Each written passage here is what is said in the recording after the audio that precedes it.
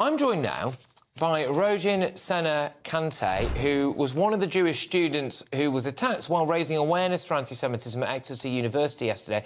Thank you very much for joining me. I hope you're OK, first and foremost. Could you just explain exactly what happened to you, please? Because I'm not sure that clips there actually do it justice.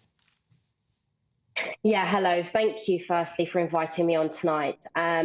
What happened yesterday was something that was coming for a long time, which we had made clear with the university, but unfortunately we weren't protected once again and we were failed.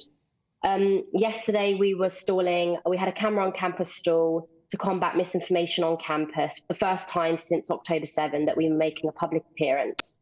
And we wanted to promote respectful discussion, especially with Israeli Apartheid Week happening this month.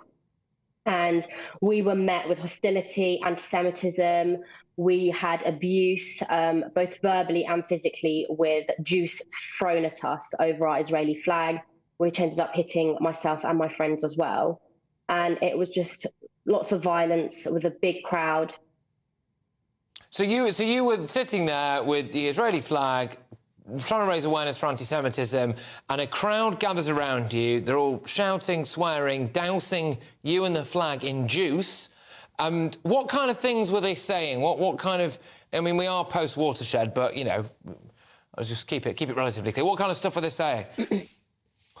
So general comments were made about how we weren't welcome to be on campus, how we must be removed and cancelled, to which, you know, I think shows a bigger issue here, that they can't accept our freedom of speech, and you know, safe spaces are clearly only afforded to one group now on universities, because ultimately Jewish students are now silenced. We're too scared, and I've had to take a stand on behalf of my friends and my community, because many are too scared to speak. Lots have gone home, and it's really affecting our studies and the work that we're doing as students.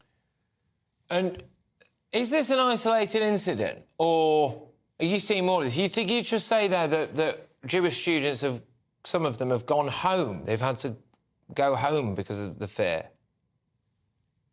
Yes, so most of my society who was involved in this yesterday has gone home. I myself am considering that. And this is not an isolated incident. And I just want to make that very, very clear that Exeter University has a history of not protecting their Jewish students, despite us telling them that we don't feel protected, we feel unsafe, we don't feel welcome on campus.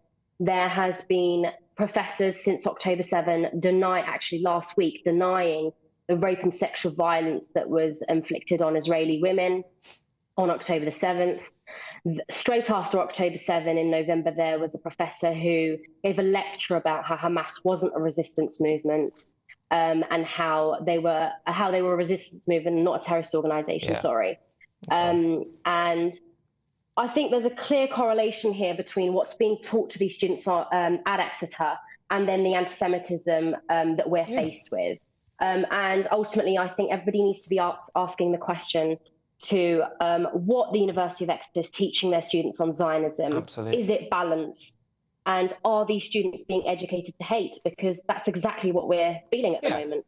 It is no anti-Semitism and radicalisation and extremism is categorically no longer a fringe issue. It is unfortunately a mainstreamed thing that is coursing through younger people's lives, it's coursing through academia, it's clearly coursing through aspects of our civil service in some regards as well, and I would argue, well, it's coursing through a kebab shop in Bradford, which I think when it happens, I think you know it's absolutely bonkers, don't you? But thank you very, very much. Great to have you on the show, and I do hope that you take care. All right, all the best. A spokesperson for the University of Exeter said, "We are meeting with those involved to ensure that they are receiving the appropriate support and have launched an immediate investigation. The university is committed to eradicating any instances of discrimination and harassment and encourage anyone who may experience any such behaviour to report it immediately." It'll be fascinating to see what they do about the lecturer, won't it?